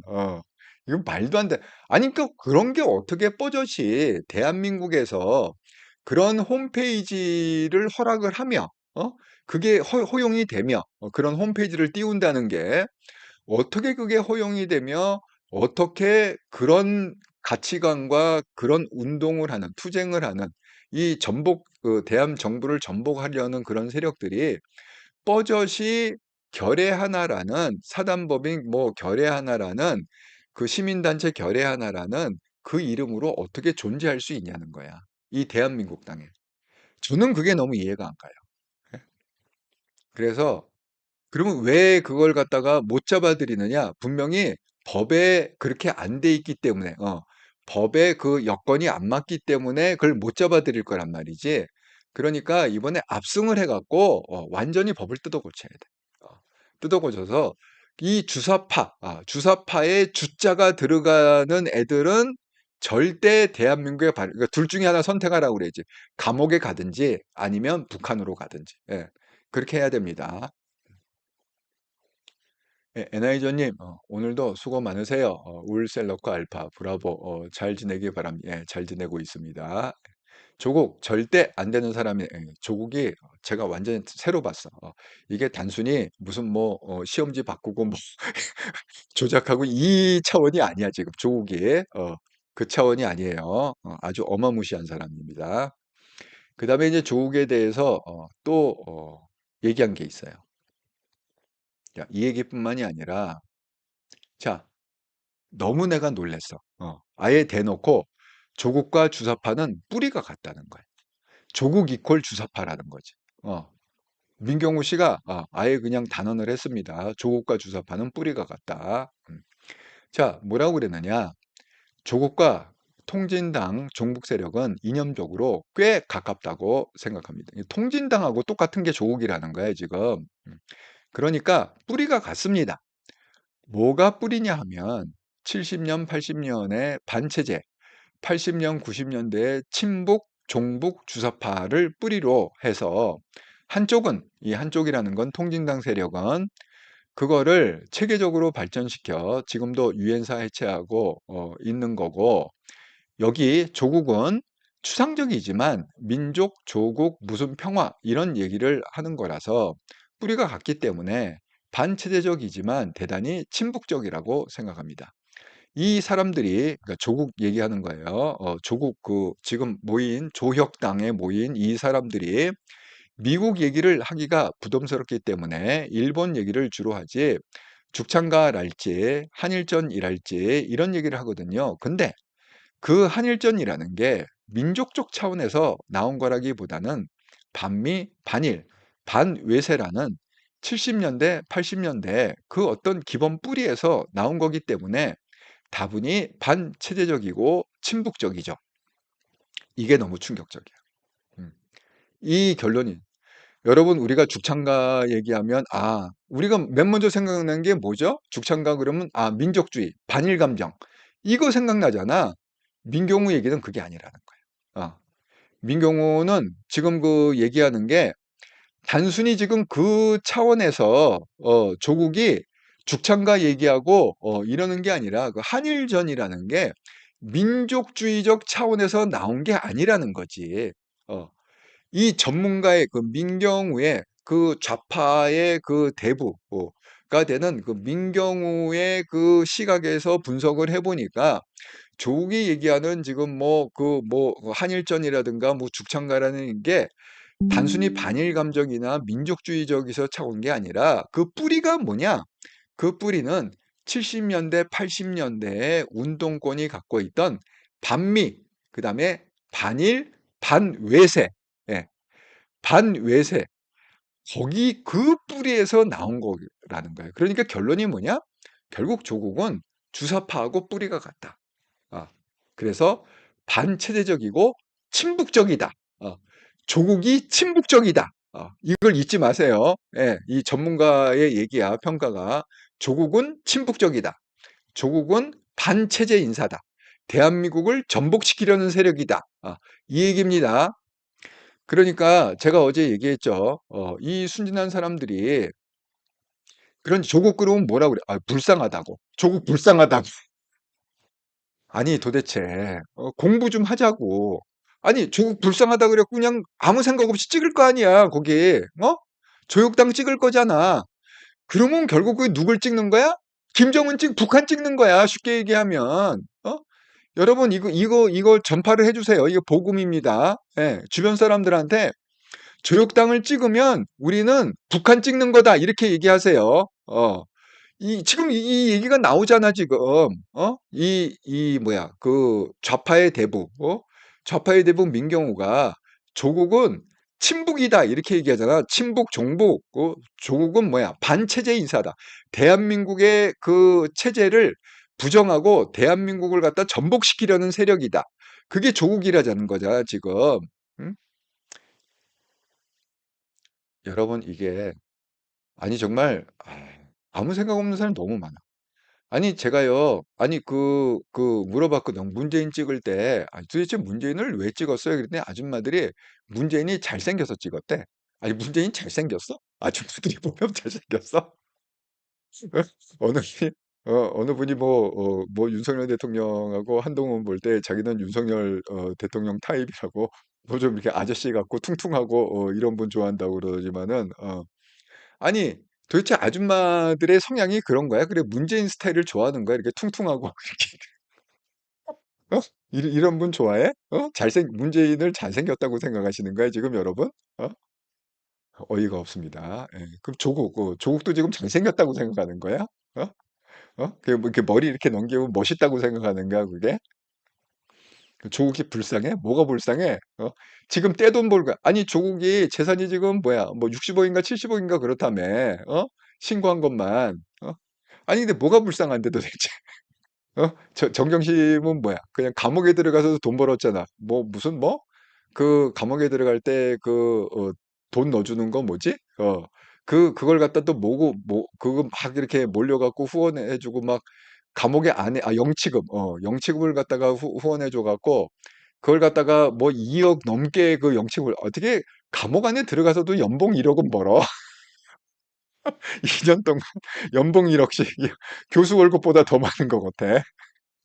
조국 책 엄청 팔아갖고 돈 벌지. 조민 완전히 요새 뭐 유튜브 하지 뭐 하지 저건 심지어는 뭐야 자기 약혼 한다고 그래갖고 또 약혼 후원금 받지 또 결혼 뭐 한다고 결혼도 후원금 받을 거지. 잠깐 뭐 아니 돈을 떼돈을 벌고 있는데 그 가족들은 아니 뭐가 불쌍한 도대체 불쌍한 거 얘기 좀 해보세요. 조국이 뭐가 불쌍한지. 어이가 없어. 응? 참 그런 아닌데 왜 그런 사람도 똑같은 한 표고 왜 우리 같은 사람도 똑같은 한 표지? 그거 앞으로는 좀 시험 봐야 되는 거 아닙니까? 여러분, 기본 시험 봐갖고, 그렇게 해야 되는 거 아니에요? 정말 어이가 없어. 아니, 그렇게 나라 말아먹을 일이 있냐고. 왜, 무슨 저 잘생겼다 해서 찍고, 불쌍하다 해서 찍고, 그게 말이나 되는 얘기예요? 정말 머리를 장식으로 달고 다녔는지 어쩌는지 정말.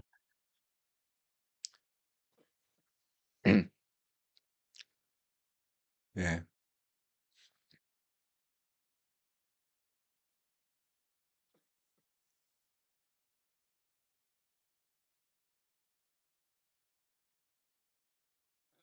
음, 음.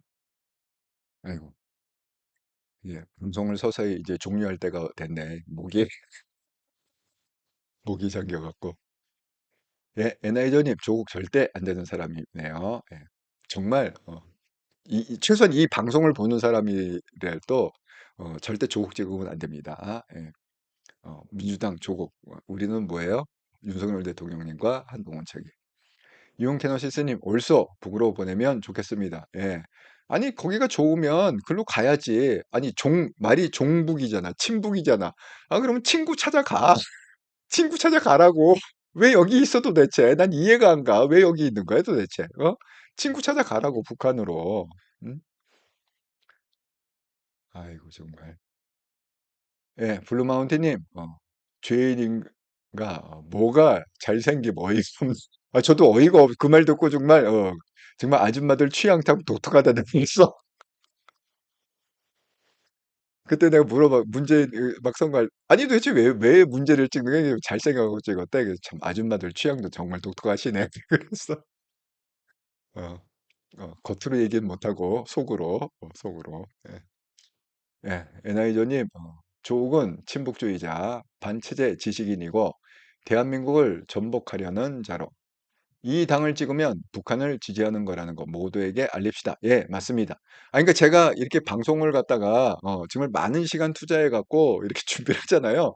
그 의도가 뭐냐면 이 방송을 갖다가 공유를 해 주시든지 아니면 여기서 들은 얘기를 갖다가 핵심을 갖다가 전도를 전파를 하시라고 전파를 하셔 갖고 "지금 상황이 이렇다. 비례신당의 상황은 이렇고 조국신당의 상황은 이렇고 지금 이재명은 이런 사람이고 완전히 운동권의 골수 중의 골수.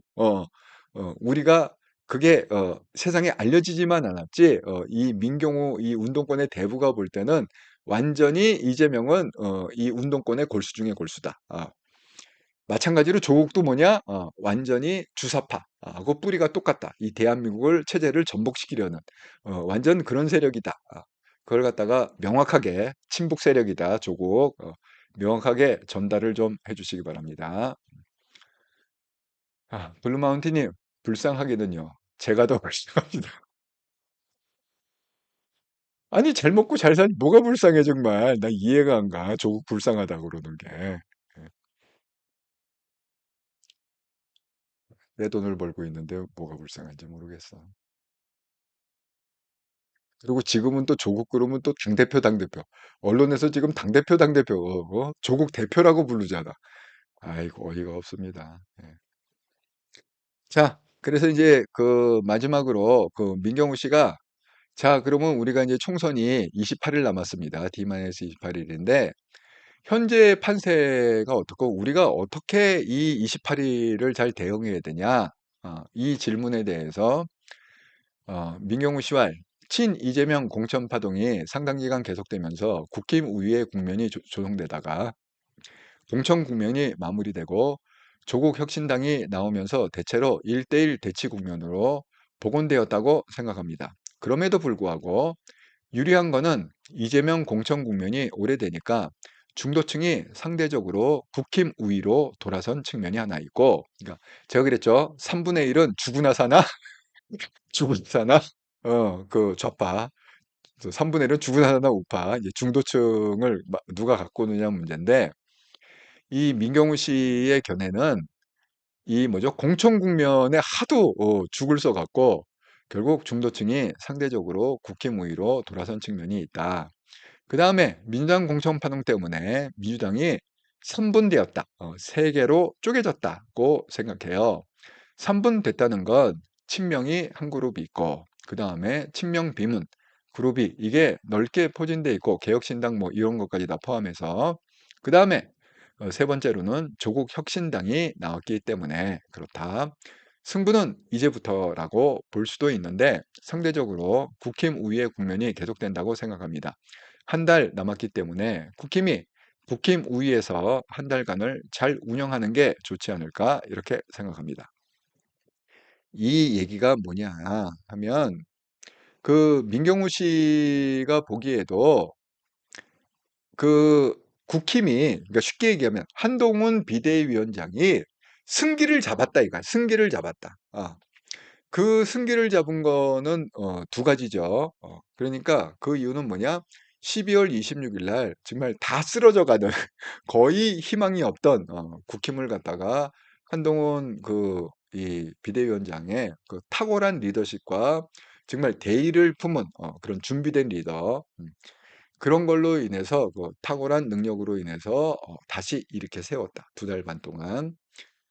국힘은 그렇게 갔는데 민주는 그 뭐야 강서구청장에서 이기고 그 유리한 국면을 갖다가 그 이재명 씨가 자기 사람을 꽂아 넣기 친명 체제를 만들기 위한 그걸로 인해서 결국은 그 공천이죠. 그게 그 공천의 과정에서 너무 죽을 썩었고 완전히 말아먹었다.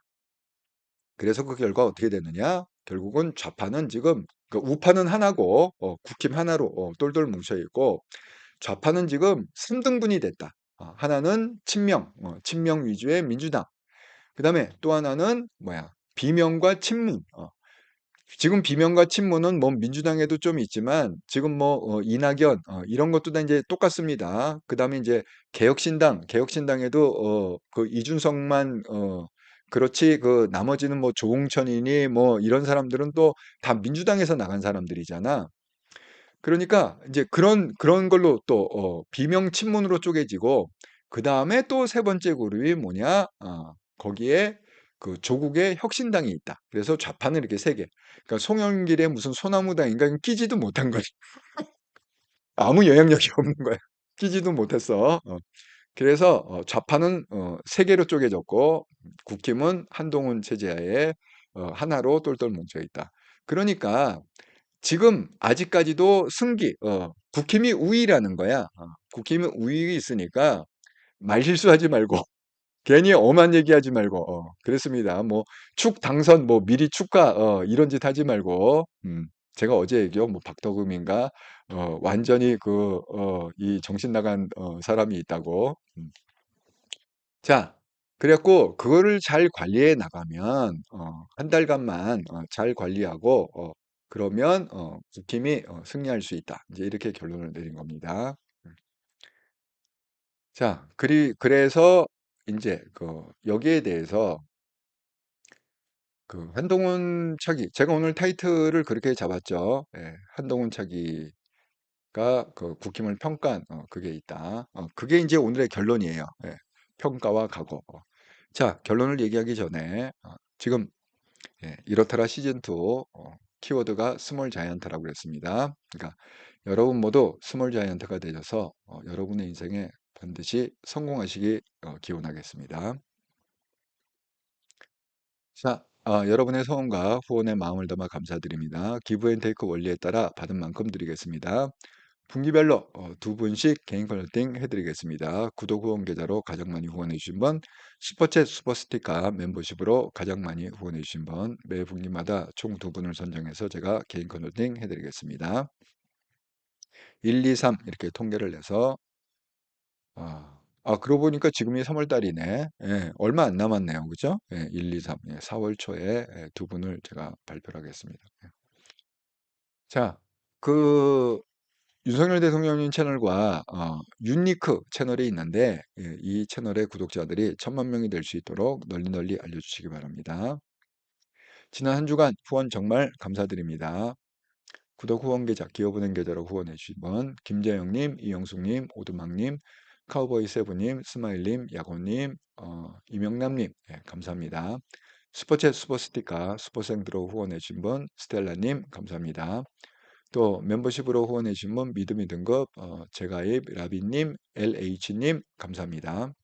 너희 재물이 있는 곳에 너희 마음도 있다. 그러니까 저의 역할은 제가 받은 달란트와 또 저의 20년 이상의 컨설팅 경륜으로 여러분을 성공시키는 것이고 여러분은 이렇더라 채널을 성장시키는 것이다. 이렇더라를 세상에 알려주세요. 1차 목표는 한국 슈퍼챗 순위 100위 안에 진입하는 겁니다. 예. 언젠간 되겠죠. 제가 끝까지 희망을 잃지 않겠습니다. 그래서 이렇더라 비전을 공유하시는 분들이 많이 모일 수 있도록 이렇더라 비전이 뭐죠? 대한민국에서 좌파를 싹쓸이하고 그다음에 가짜 우파들을 싹쓸이하자. 그래서 대한민국을 반석 위에 세우자 이겁니다. 그리고 총선 D-28일 남았다고 그랬습니다. 이 가짜 우파 유튜버들한테 유권자들이 현혹당하지 않도록 선동당하지 않도록 여러분이 저의 영상을 널리 널리 알려주시고 이렇더라 채널을 널리 알려주시기 바랍니다. 이재명의 전술에 말려든 이해찬의 깊은 고민 땡땡땡과 손을 잡아야 하는가 2월 3일 방송인데 이 방송을 보시면 왜 민주당이 지금 이렇게까지 완전히 그 풍지박산이 됐는지 그 히스토리를 여러분이 정확히 알 수 있습니다. 한동훈 완전 분석 왜 100년에 한 명 나오는 귀인인가 완벽한 11가지 이유 이걸 보시면 한동훈 장관에 대한 이해를 정확히 할 수가 있습니다. 한동훈 장관의 10가지엔 한동훈 정치권 뛰어들기 전에 총선 압승 확신했다. 그 이유를 제가 10가지로 백업해서 설명을 드렸습니다.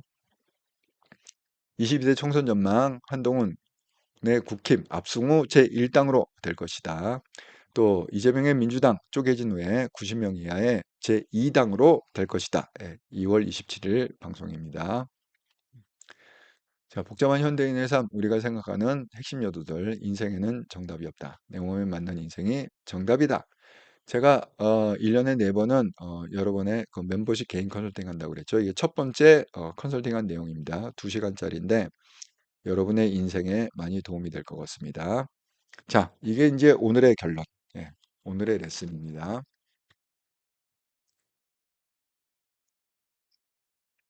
음, 음. 네, 예. 오늘의 레슨은 그 한동훈 장관의 말로 제가 대신했습니다. 성공하는 인생을 살자. 한동훈이 한동훈의 국힘에 대한 평가와 각오. 이게 어제 얘기한 겁니다.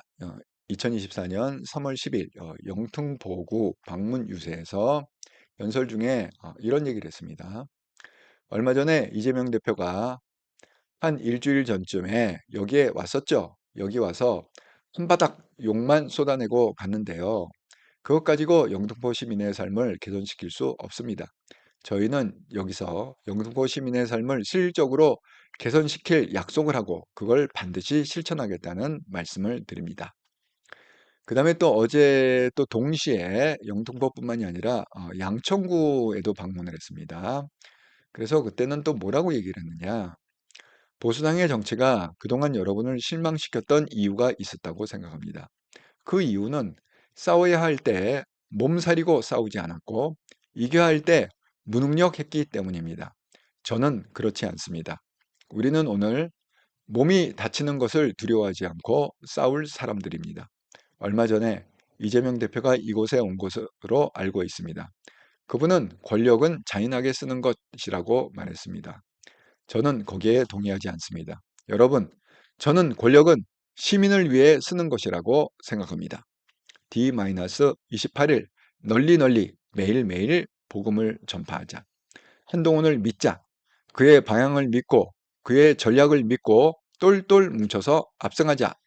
예, 이게 오늘의 결론입니다. 여러분 생각해야 될 게 이런 거예요. 이게 그 네거티브 전략이라고 해갖고 선거에 이제 많이 쓰는 건데 상대방을 갖다가 내가 해야 될 거는 아무 얘기를 안 해. 내가 뭘 해주겠다, 뭐가 좋다 이런 정책이라는 건 아무 얘기 안 하고 상대방의 약점만 딥다 까는 거야. 예를 들어서 뭐 김은혜가 뭐 부동산 신고를 안 했다, 뭐 그 우리가 그 경기도지사 그것 때 계속 가용석이 그 얘기만 했잖아. 어? 자기 거는 얘기한 게 특별히 없어. 자기 얘기인 건 뭐야? 오직 하나. 부동산 개발하겠다. 이것밖에 얘기 안 했어. 뭐 규제 풀어갖고 부동산 개발하겠다. 아니, 그거 갖고 경기도지사라는 그 중책이 부동산 개발하는 게 핵심이 아니잖아. 경기도지사의 그 책무의 핵심은. 음. 그런데 정책이고 내가 경기도를 어떻게 그 하겠다는 얘기는 그 별로 없고 그냥 얘기가 뭐야? 상대방에 대해서 욕하고 까고 딴지 걸고 시비 걸고 끌어내리는 이게 네거티브 전략이라는 거지. 우리가 선거에서 전문 용어로 얘기하다 보면 네거티브 전략. 그런데 이재명이 똑같이 얘기한 거야. 영등포구에 가서 그냥 그 한동훈 차기의 그 표현을 빌으면 한바닥 욕만 쏟아놓고 갔다.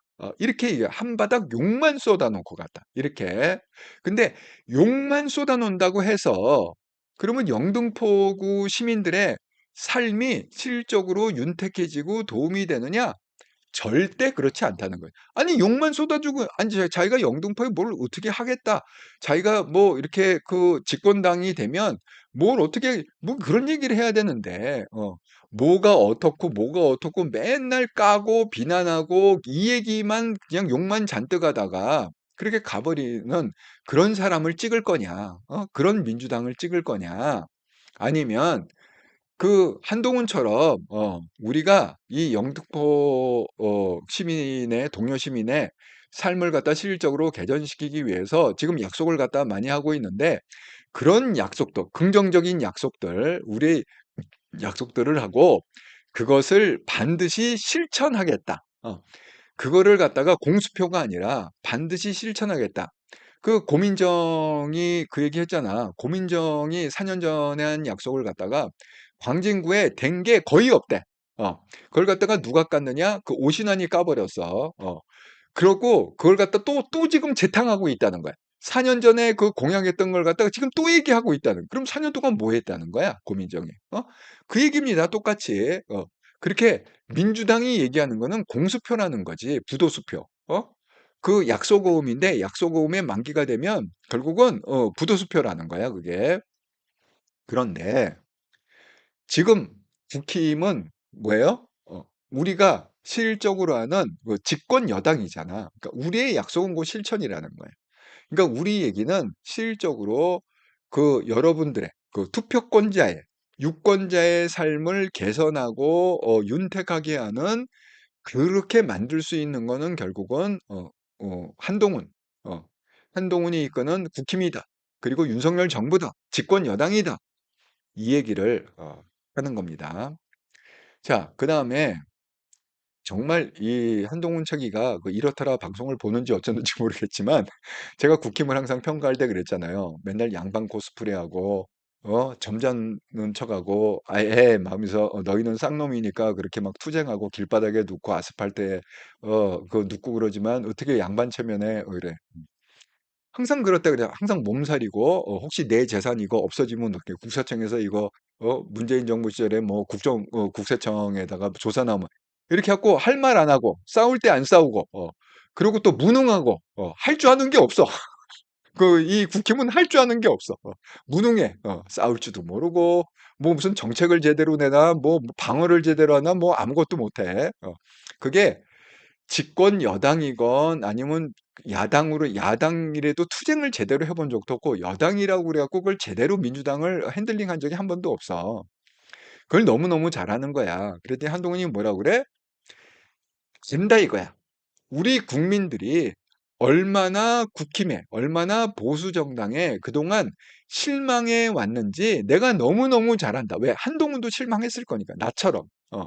나처럼 실망했을 거니까 한동훈도 그게 왜 실망했는지를 너무 잘 아는 거야. 그 대표적인 이유가 뭐예요? 싸워야 할 때 몸살이고.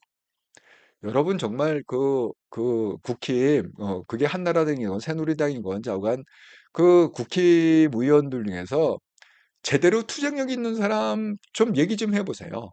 어? 맨날 점잔 들고 자기 몸 다칠까 봐 몸살이고 이 몸살인다는 게 뭐지? 뭐 상처 날까 봐 이런 거 포함해서 몸살인다는 건 뭐예요? 야 이러다가 내가 그동안 축적해 놓은 재산이 한꺼번에 날아가는 거 아니야? 자기 돈 지키고 재산 지키고 이러느라고 싸우질 않잖아. 싸우질 않잖아. 몸살이느라고. 싸워야 할 때 몸살이고 싸우지 않고. 그다음에 뭐예요? 이겨야 할 때 무능해. 어? 아니 전쟁에 나가면 적장하고 싸웠을 때 이 칼싸움을 갖다 해서 이겨야 될 거 아니야. 칼싸움을 할 줄 몰라. 무능해. 어? 우리가 느꼈던 걸 그대로 그냥 한동훈이 공언을 한 거야. 양천구에 가서. 하지만 지금까지는 국힘이 그랬지만 저는 그렇지 않습니다. 언제부터 그렇지 않아? 한동훈 내가 비대위원장을 맡은 작년 12월 26일부터는 절대 그렇지 않습니다. 이렇게 얘기하는 겁니다. 예. 그래서 이재명 씨는 권력은 잔인하게 쓰는 것이다. 항상 그렇게 이재명의 유명한 얘기잖아. 권력은 잔인하게 쓰는 것이다. 하지만 한동훈 책은 뭐예요? 권력은 잔인하게 쓰는 게 아니라 시민을 위해 쓰는 것이다. 왜 투표권자들이 우리한테 권력을 주느냐?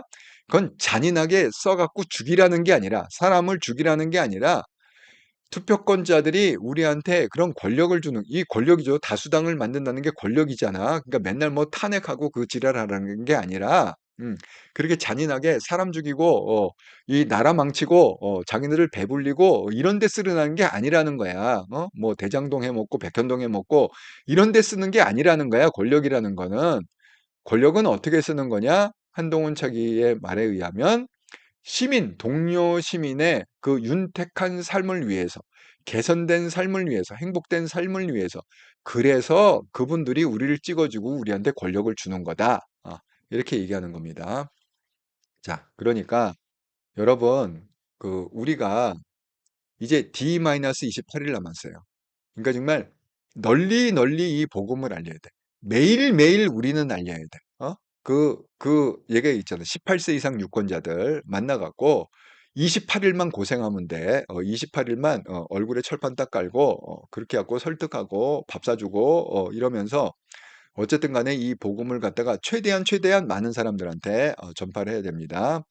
그래서 지금 그 우파 제가 어제 그랬죠. 한동훈 까고 이런 놈들은 다 까짜라고 그놈들은 다 민주당으로 가야 돼. 민주당 가든지 조국한테 가든지 다 가야 돼.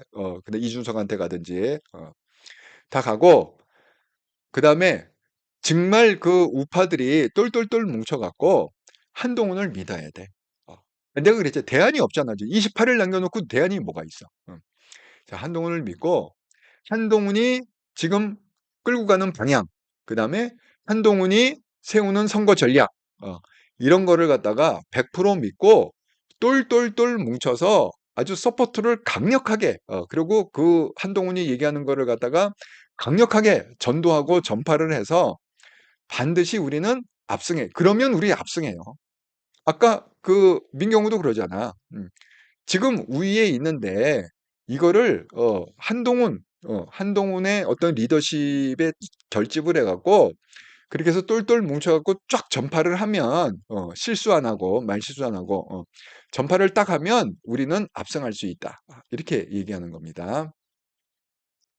자, 이거 또 그 열심히 얘기하는 중에 예, 비가나님, 아이고 슈퍼챗으로 응원해 주셔서 감사합니다. 예, 비가나님 안녕하세요. 예. 예, 제가 그 한 번 더 읽고 마무리하도록 하겠습니다. 예. 결론은 중요하니까 한 번 또 읽어야 돼요. 성공하는 인생을 살자. 한동훈의 국힘에 대한 평가와 각오. 2024년 3월 12일 영등포구 방문 유세 연설 중에 얼마 전에 이재명 대표가 한 일주일 전쯤에 여기에 왔었죠. 여기 와서 한바닥 욕만 쏟아내고 갔는데요. 그것 가지고 영등포 시민의 삶을 개선시킬 수 없습니다. 저희는 여기서 영등포 시민의 삶을 실질적으로 개선시킬 약속을 하고 그걸 반드시 실천하겠다는 말씀을 드립니다. 그 다음에 또 같은 날 어제 양천구 방문 유세 연설 중에 보수당의 정치가 그동안 여러분을 실망시켰던 이유가 있었다고 합니다. 그 이유는 싸워야 할 때 몸살이고 싸우지 않았고 이겨야 할 때 무능했기 때문입니다. 저는 그렇지 않습니다.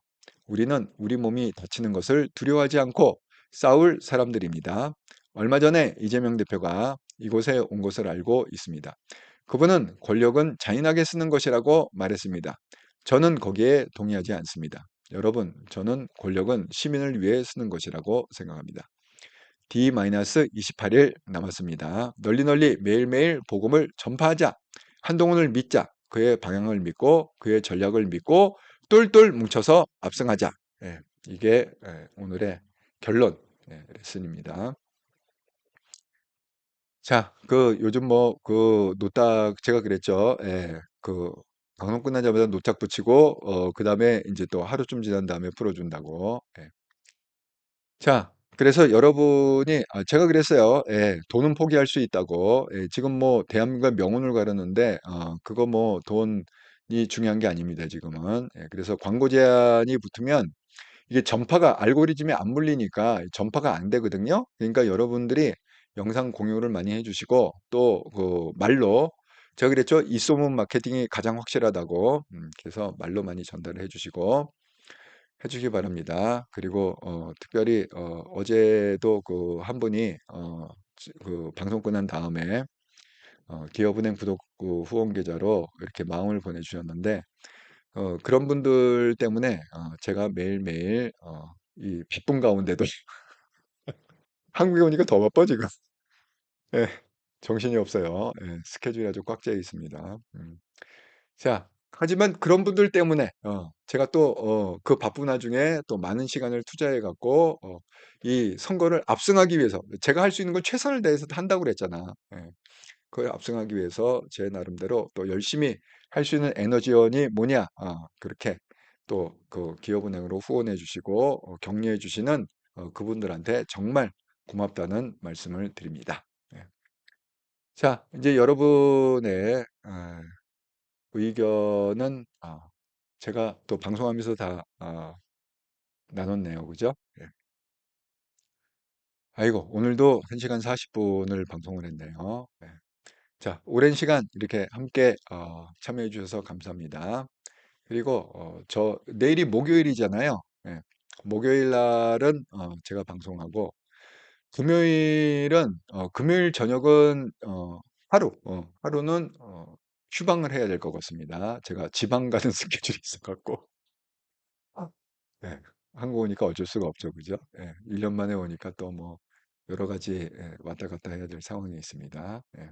뭐 만나자는 사람도 많고 지금 그렇습니다. 그래서 금요일은 휴방을 해야 될 것 같고요. 제가 이제 공고는 올리겠습니다. 썸네일을 올리겠습니다. 휴방 스케줄을. 그러니까 내일은 방송하고, 예, 목요일 방송하고, 금요일은 휴방하고, 그 다음에 토요일, 일요일은 또 계속 방송하고, 예, 그렇게 하도록 하겠습니다. 예. 자, 여러분 그 즐거운 저녁 시간 보내시고요. 저는 내일 또 저녁 8시에 정기 방송에서 뵙도록 하겠습니다. 네, 감사합니다.